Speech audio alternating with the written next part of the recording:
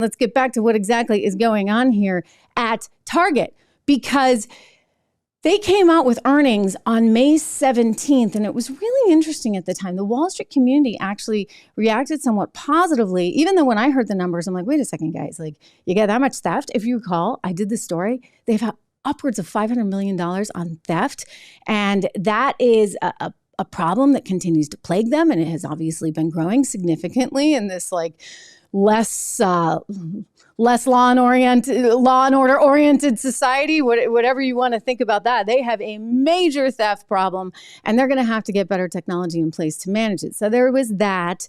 And there was sales that were basically flat compared with, say, competitors like Walmart, which were up some 7%. And so they're not looking so good, right?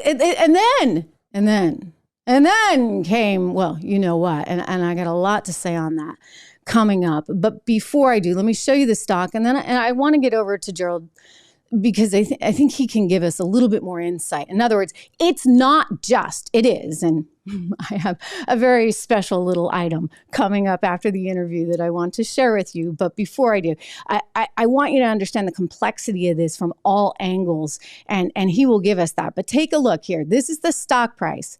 Yikes. Right? Do you see where it was? This is on May 17th. Target shares were up at $100 and nearly $61 a share, and now you're down around 130.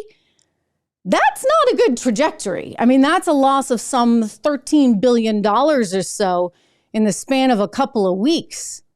Kind of scary, right? Right? You think?